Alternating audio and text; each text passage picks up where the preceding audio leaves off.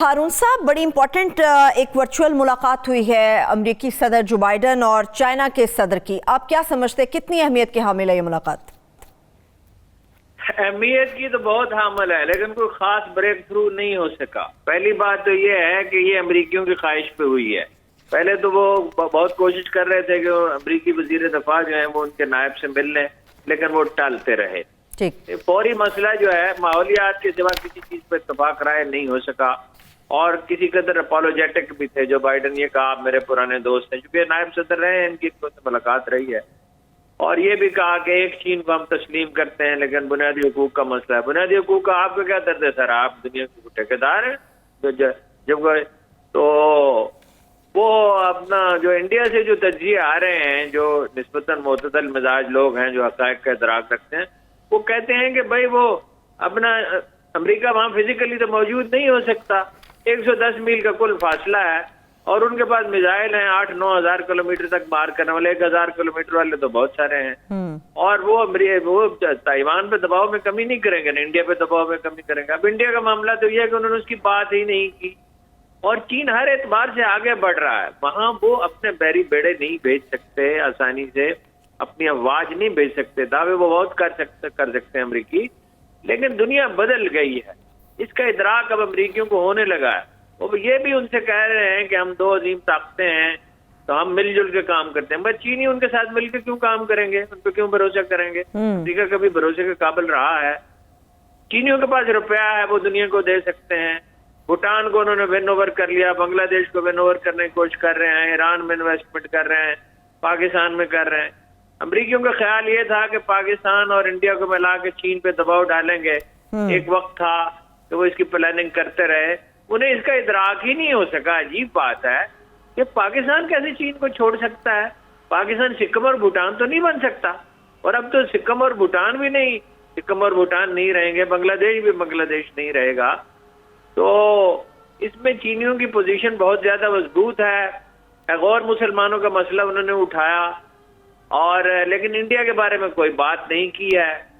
तो मेरा ख्याल है कि कोई पेशरफ्त तो नहीं हुई, अगरचे राब्ता बरकरार रहेगा। इस एतबार से पॉजिटिव है कि दो बड़ी ताकतों का राब्ता रहना चाहिए। उन्होंने कहा, जो बाइडन ने कहा कि हम कंपटीटर हो सकते हैं, वो हरीफ नहीं हो सकते।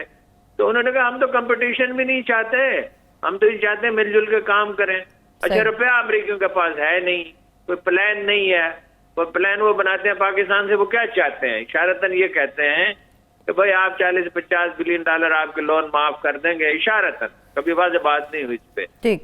और आप मिल जाएं तो क्या हम, मतलब ये है कि इंडिया के वो बन जाएं, यानी इंडिया के साथ मिलकर काम करें अमेरिका के लिए। What for? अमरीकियों ने हर बार हमें 65 में धोखा दिया, अफगानिस्तान में दोनों बार धोखा दिया। और वो हेनरी किसिंजर ने कहा था कि अमेरिका अपने दुश्मनों के लिए इतना खतरनाक नहीं है जितना अपने दोस्तों के लिए है। तो मुलाकात में कोई ब्रेक थ्रू नहीं हो सका। ये इस वक्त ताइवान मसला बना हुआ है। ताइवान पे वो दबाव कम नहीं करेंगे। और मेरे पास कोई शवायद तो नहीं है, लेकिन मुझे ऐसा लगता है कि चीनी अब ताइवान के मामले में बहुत इंतजार करने के लिए तैयार नहीं। ठीक है, लेकिन अमेरिकी थिंक टैंक की भी रिपोर्ट, हारून साहब, आप समझते हैं कितनी अहमियत की हामिल है, जो कहते हैं कि आलमी इदारों में चाइना का गलबा जो है बहुत ज्यादा हो गया, इसकी जांच पड़ताल होनी चाहिए, एहतियात इसके सबसे ज्यादा है। 76 बड़े आलमी इदारे हैं जहां पर ये अपना कायदाना रोल प्ले कर रहा है, वोटिंग पावर इसकी सबसे ज्यादा है। तो वो कहते हैं कि इसकी हम जांच पड़ताल करेंगे। अमेरिकी थिंक टैंक की रिपोर्ट है। करें ना जांच पड़ताल। कभी अमेरिका को यही पोजीशन हासिल थी, अब भी हासिल है बाज़ एतबार से। खास तौर पे जो दुनिया भर के मीडिया में उनके असरात ज्यादा गहरे हैं, और उनके अलायंसेस ज्यादा हैं। जापान से है, ऑस्ट्रेलिया से है, बरतानिया से है, इंडिया से है। तो भाई जिसके पास ज्यादा ताकत होगी तो वो जाहिर है ज्यादा इन्फ्लुएंस करेगा। चीनी जो है अब वो उनकी इकोनॉमी में दाखिल हो चुके हैं। यूरोप की भी इकोनॉमी, इंडिया की इकोनॉमी में भी उनका बड़ा हिस्सा है। 75 बिलियन डॉलर की ट्रेड है। तो वो उसको रोक कैसे सकते हैं? अमरीकी जो है वो एक तो अफगानिस्तान की वजह से खिफत का शिकार है, एक उन्होंने मुस्तकबिल के बारे में बहुत गलत अंदाजे लगाए थे। वहां कुछ लोग पॉइंट आउट करते रहे। ठीक है, घमंड बड़ा खतरनाक होता है। देखिए, मैं आपको हमेशा कुरान मजीद की एक आयत सुनाता हूँ कि हम किसी कौम को उस वक्त पकड़ते हैं जब उसे अपनी मईशत पर नाज हो जाता है। दुरुस्त। पॉलिटिक्स में सबसे अहम चीज सिचुएशन होती है, खतरनाक होती है मरीजों के लिए खास तौर पे, इससे कम भी खतरनाक होती है। लाहौर में 700 पे पहुंच गई, बार जगह पे 400 पे हर जगह पे है। सुबह स्कूलों में बच्चों को छुट्टी होनी चाहिए लाहौर की हद तक, बाकी जगहों पे तो जरूरत नहीं है। और लोगों की जिंदगी क्यों खतरे में डालते हैं? छोटे मासूम बच्चे हैं, तरह तरह की बीमारियां, सांस की बीमारियां होंगी, इससे गुर्दों की बीमारियां होंगी, इससे भी ज्यादा संगीन बीमारियां हो सकती हैं और बहुत से इकदाम करने चाहिए। वो कल कुछ तफसील मैंने आपसे अर्ज भी की थी। शफकत महमूद साहब बादशाह आदमी हैं, अपने घर में बैठे, उनकी वजारत का अहवाल कभी पूरी तफसील से बयान किया जाए तो लोग हैरान रह जाएंगे। काम वाम तो कुछ आता नहीं है, उन्हें बातें बनानी आती हैं। ठीक है, तो ज़राअत के मामले को जो लोग देख रहे हैं, आपको लगता है कि खान साहब को उनको भी निकालना चाहिए? ज़राअत के तो बुरे हालात हैं। नहीं, ज़राअत के मामले में तो देखिए कोई पॉलिसी ही नहीं है ना। 5,000 रुपए की बोरी थी पिछले साल डीएपी की, इस साल भी 1 महीना पहले 6,000 की थी, 10 दिन 12 दिन पहले 7,000 की थी, अब 8-9 हजार की हो गई है। डीएपी आता है अमेरिका से, चीन सबसे ज्यादा, मराकश, चीन और अमेरिका से, और यहाँ बहुत थोड़ी सी बनती है। वो तो एक यानी मादनियात की एक किस्म है जो उसका बुनियादी जुज़्व है, तो उसकी कोई परवाह नहीं की है। गंदम की फसल जो है उसमें अंदेशा है, वो बर वक्त सोचें, जैसे इन्होंने गैस के बारे में बर वक्त प्लानिंग नहीं की थी और अब रो रहे हैं और बहाने तराश रहे हैं और भाग रहे हैं प्रोग्रामों से, तो इसी तरह ये इसका मसला है। वो गंदम की तो हमें बड़ी सख्त, हम अपनी जरूरत की गंदम पूरी कर लेंगे। मसला ये है कि अफगानिस्तान को आपको गंदम फराहम करनी है। बहरहाल ये आपकी जिम्मेदारी है, वो स्मगलिंग से हो, वो बराह रास्त हुकूमत को दें, जैसे भी करें, तो उसमें तो बड़ी कोताही हुई है गंदम का मामला। ठीक है, वो आप अफगानिस्तान की बात कर रहे हैं हारून साहब, अभी वक्त है, अभी जो कुछ हो सकता है वो कर लें।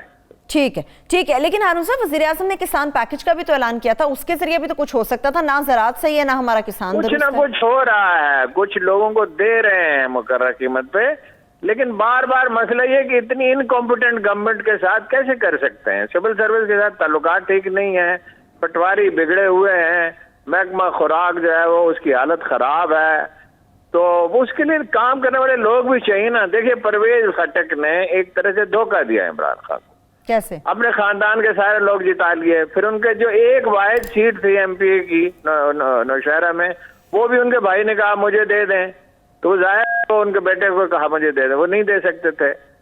तो मगर उससे ये नतीजा उन्होंने कैसे अखज़ कर लिया कि कभी कोई ढंग का आदमी नहीं रखने चाहिए और ऐसे लोग रखने चाहिए जो बेईमानी हो। भाई कोई ढंग का लायल आदमी तलाश करें और वो काम करे। वो ये तो डेंगू के लिए क्या किया जी बुज़दार साहब ने, वो कहते सर्दी आएगी तो ठीक हो जाएगा। जिस आदमी की ये अप्रोच हो जिंदगी में, तो वो क्या कर सकता है? सभी एक जैसे हैं हारून साहब। शहबाज शरीफ साहब ने भी जब डेंगू स्टार्ट में आया तो यही सभी एक जैसे नहीं होते, सभी एक जैसे, कोई कम नालायक होते हैं, कोई ज्यादा नालायक होते हैं, कोई ज्यादा करप्ट होते हैं, कोई कम करप्ट होते हैं, और कुछ लोग करप्ट नहीं होते। ये कैसे मुमकिन है कि पीटीआई में एक भी ऐसा आदमी ना हो? वैसे तो खान साहब कहते हैं कि 3 आदमी तैयार रहते हैं हर वक्त वजारत आला के लिए, असद उमर भी, शाह महमूद कुरैशी भी और फवाद चौधरी भी, और 2 के बारे में कहते हैं कि उन्होंने अचकनें भी सिलवा रखी।